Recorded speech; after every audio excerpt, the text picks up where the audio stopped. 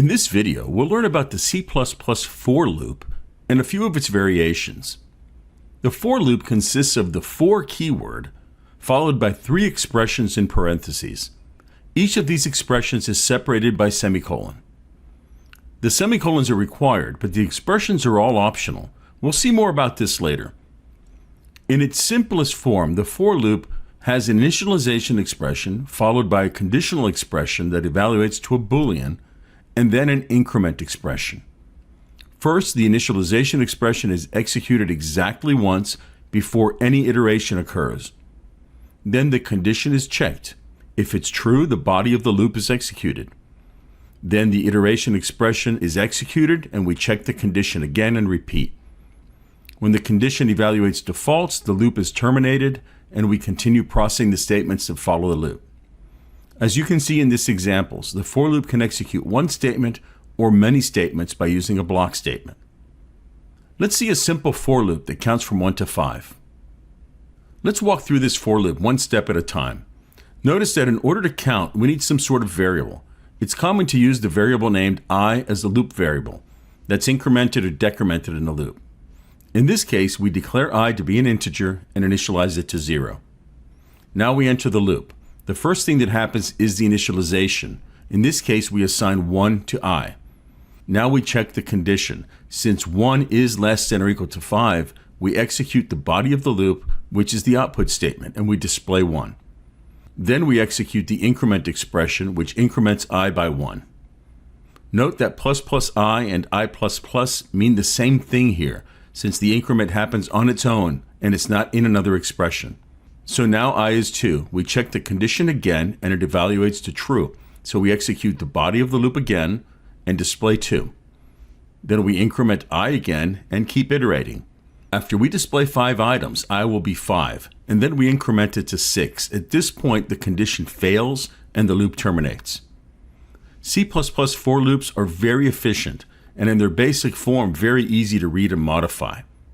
Let's see another way to declare the looping variable. We can declare and initialize the looping variable I in this case right in the initialization statement. This is very commonly done and has some advantages. Here you can see we're doing it using 2 styles. The first uses initialization style and the second uses assignment style. I will be using initialization style in this course. The looping variable I is only visible inside the for loop. Once the loop has finished, I is no longer visible and you'll get a compiler error if you try to use it. This is a great feature since you know that I is totally under your control within the loop and won't have any strange values coming into the loop or exiting the loop. Let's see another example. In this example, we're looping from 1 to 10. The body of the loop tests to see if the remainder of I is 0. So it's testing to see if I is an even number. If it is, then it displays I. So this loop displays all the even numbers between 1 and 10 inclusive. Let's see how we can use a for loop with an array. In this example, we're using a for loop to display the elements of an array. Here we've declared scores as an array of integers and we've initialized it to 100, 90, and 87. Since array indexes begin at 0 and go to size -1, we must be sure to stay within those bounds or our program could likely crash. So we declare and initialize I to 0 and our loop condition is I less than 3. And we increment I by 1 at each iteration. So we loop for I equal to 0, 1, and 2, which is exactly what we want. The body of the loop simply displays the array element at index I. This will display 100, 90, and 87 as we want it. Be very careful when you work with loops and arrays. The condition should either be less than the size of the array or less than or equal to the size -1. Hot tip, always use one or the other and stick to it. Don't start flipping between them because eventually you're going to make a mistake. I always use less than the size of the array and I've been doing it that way my entire career. This helps prevent what are called off by 1 errors, which basically mean that we went over bounds and your program could crash or corrupt data. C++ has an operator called the comma operator that isn't used very often in C++, but sometimes you see it used in loops to initialize loop variables. The comma operator allows you to separate expressions with a comma and both expressions will execute. Note that the associativity is right to left, and the result of the comma operator is the leftmost expression. In this case, we're just using it to initialize two variables, and then to increment those two variables. In this example, we want I to start at 1 and j to start at 5. And we want a loop while I is less than or equal to 5. The output statement in the body of the loop displays I times j, the product. Then the increment also uses a comma operator to increment both I and j. So in this case, I goes from 1 to 5 and j from 5 to 9. And at every iteration, we display the product of I and j. Walk through this example slowly yourself, and you'll see that it's pretty straightforward. The syntax looks a bit odd, though, since there's so much going on. The basic for loop with all three expressions is concise, easy to read and modify. In the examples I showed, we used integers, but you can use doubles with for loops as well. Also, I counted up in these examples. You, of course, can count down. But since the expressions are all optional, it's possible to have all sorts of variations. You can even have a for loop with just the semicolons in the parentheses. This is by definition an endless loop. Best practice and pro tip: don't write for loops with missing expressions and complicated expressions with comma operators. The example I showed is simple and understandable, but if you find that you're omitting expressions, then consider using one of C++'s other loops. Great, let's head over to the IDE. We'll see some examples of the for loop in live code. I'm in the CodeLight IDE, and I'm in the Section 9 workspace in the for loop project. What I want to do here is I want to write a few different for loops. We'll write a bunch of them that behave differently. Some will count up, some will count down. So you get a feel for how these for loops work. And I'll write them and I'll comment them out along the way. That way they'll be in the source file so you can play with them later. So let's do a simple one first. Let's just say something like for int I, will start I at 1. That's the initialization expression right there. And then we want to loop while I, let's say, is less than or equal to 10. And at each iteration, what we want to do is increment I by 1. Now, in this case, I could say plus plus I or I plus plus. It means exactly the same thing in this case. And I'll simply output I. Okay, simple as that. Let's run this. And you can see we're going from I1 to 10.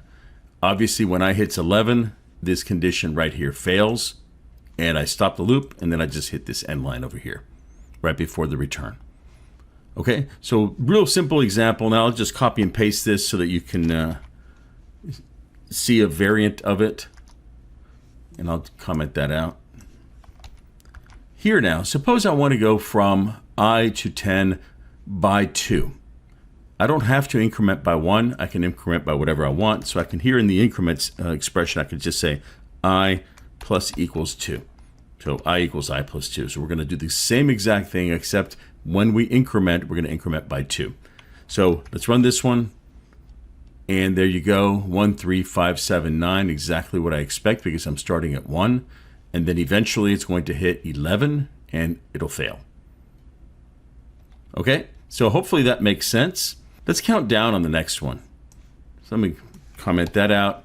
And let's do this now. Let's say for int I, and again, I is a real common variable name to use with looping. I, J, K. You'll see those all over the place in C++ code. So let's say I want to initialize I to 10 in this case, and I want to loop while I is greater than or equal to 0. Let's just say greater than 0. And in this case, I want to decrement I every time. Okay, so again, I'm starting with I is 10, and as long as I is greater than 0 or I is positive, I want to execute the statement, which I'm going to write right now. And again, I'm just going to output I, and then I want to decrement I. So this should count down now. So let's try that out. And there you go, 10, 9, 8, 7, 6, all the way down to 1. If I write in something like this, let's say blast off, then we expect that to execute after the loop is done. See that? So that works out perfectly. There's your blast off. And one quick thing, some compilers, not all compilers, but some compilers will give you a warning when you indent wrong.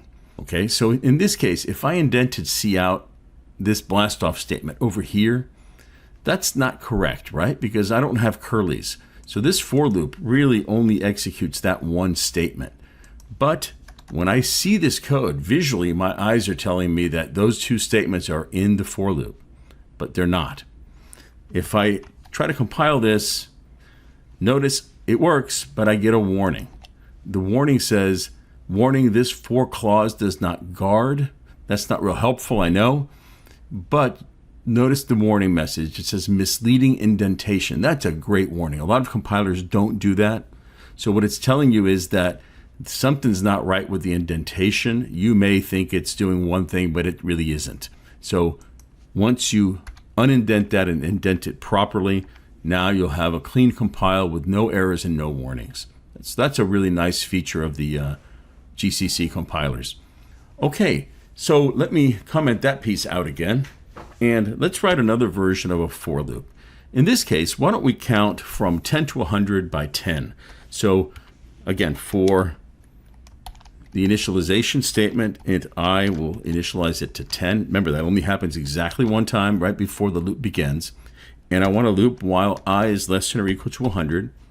And at each iteration, I want to say I plus equals 10. So I want to increment by 10 each time.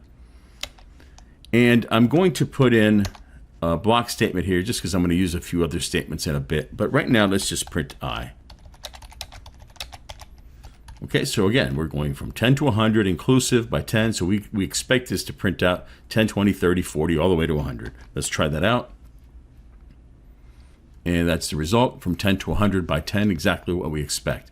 Now, suppose I only wanted to print out those numbers that are between 10 and 100 by 10 and also divisible by 15 without a remainder. Okay, so what we can do here is we can put an if statement here. We can say if that specific I I'm looking at, mod 15 is equal to 0. Right, so if that thing is divisible by 15, then I want to display it. So at this point, out of those 10, 20, 30, 40, 50, and so forth, we really only expect 30, 60, and 90 to match this criteria. Those are the only ones that are divisible by 0. By 15, I'm sorry. So let's run this, and there they are. 30, 60, 90 are the only ones in that set that are divisible by 15. Now let's take a look at that comma operator I talked about. The syntax for this is, again, it's not bad. It just gets kind of long and convoluted. So let's try that out. Let's say for. Now in this case, in the initialization statement, I want to initialize more than one variable. So I can put them all in here separated by commas, not semicolons, commas. So I'll say int I, and I want to initialize I to 1. Now I put a comma in there and j to 5. That's my initialization. I'm setting I to 1 and j to 5. Now comes my loop condition. I want to loop while I is less than or equal to 5. And now is the increment expression. So where I say, what do I want to do at each iteration? Well, I want to increment I, and I want to increment j. So I can put the comma operator there and increment j. Okay. So you can see the purpose of this operator within this for loop is just to make everything concise, because it makes sense here, right? I mean, I want to initialize I and j before I loop, and I want to increment them both at each iteration. So rather than spread this logic all over the body of this loop, you can just put it right in the header like that, and it really conveys exactly what you want. At this point, I can just have a simple output statement that, let's say we want to add I and j at each iteration. So I want to display I want to display the plus symbol. I want to display j. I want to display the equal sign. That's a literal. And let's just display I plus j. And we'll end that with a new line. So let's run that. And you see we have 1 plus 5 is 6. Now, I encourage you to walk through this example. I mean, grab your pen, kind of like I'm doing right now, and say, okay, this is I, this is j. Right now I've initialized them, right? 1 and 5. Now I start the loop. Is I less than or equal to 5? Well, I is 1, so sure, it's less than or equal to 5. I execute the body of the loop, which says display I, okay, 1. Then the plus, then the j, then the equal sign, and then their sum. Then we do the increment, which means now I is 2, j is 6, and just walk through the loop this way. This way you really get an understanding of what's going on. Remember what happens. We do the initialization one time, then we check the condition, then we execute the body if it's true, and then we do the increment. So that's the order that this is all happening in. Okay, so let me close this up. And let's say that we wanted to let's use that conditional operator inside the loop, just like I showed you in the conditional operator video. There's a handy way to do it here.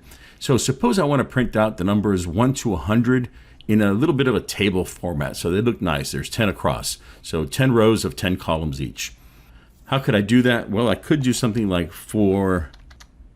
indent that for int I. We can start at 1, and we want to loop while I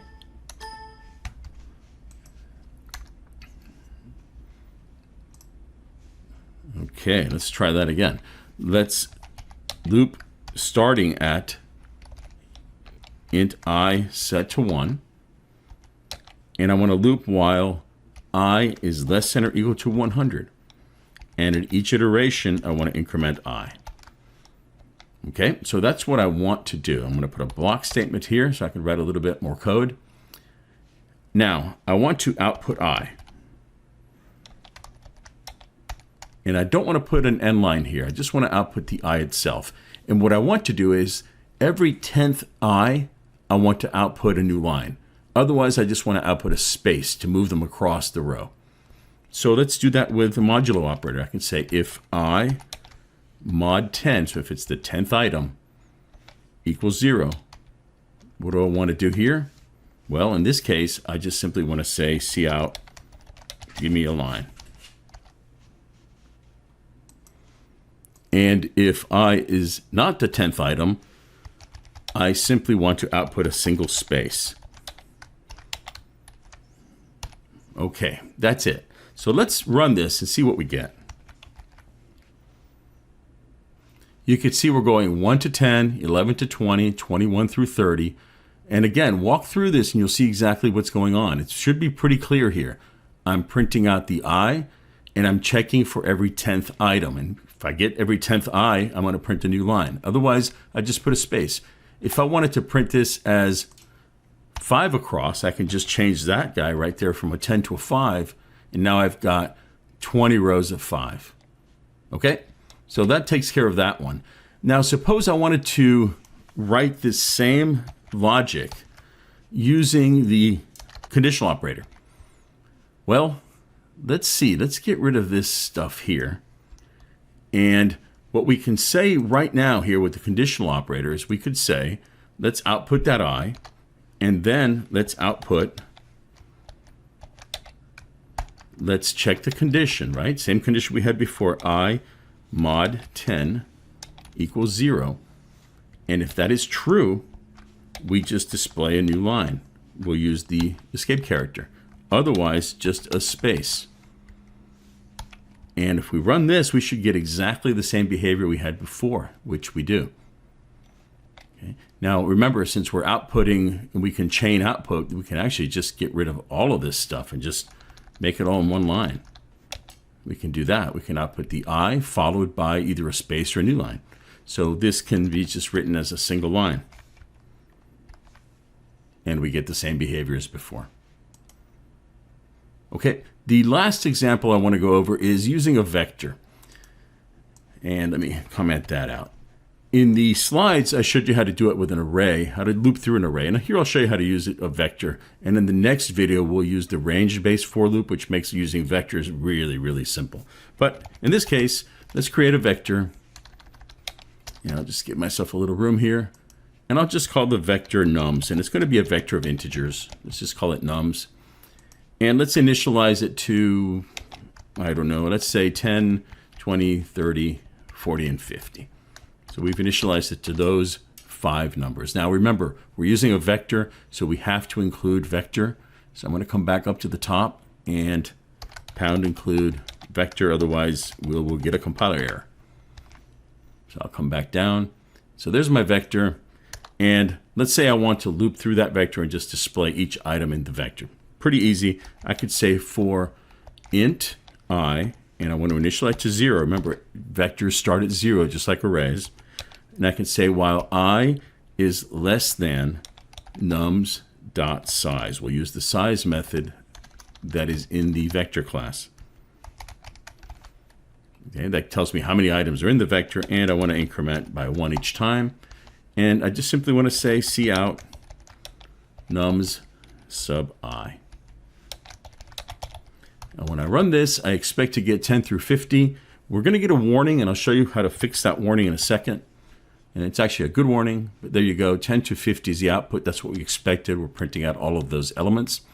The warning says, warning comparison between signed and unsigned integer expressions. Okay, what's going on here is that this nums.size expression right here is returning an unsigned integer. That makes sense, right? Because you can't have vectors that are negatively sized. So that's returning an unsigned integer, and you're comparing it to a signed integer. So you can just simply type unsigned here instead of signed, and it actually makes more sense. I've been using signed integers all along, but a lot of times when you're looping, especially when you're looping through all the positive numbers, it makes sense to use unsigned integers here. So I'll save that. We'll compile and run. And now we've got down here, as you can see, no errors, no warnings, and a clean compile. Okay, so that pretty much covers the basics of for loops. I will leave all these examples in this source code so you can play with them and change them around as you like so you can learn from them. The best way to really learn this is just to make up little examples and print out every fifth element and see if they're divisible by 7 or something like that. And just really get a feel for the way that loops and walk through these examples one step at a time. That really, really is helpful.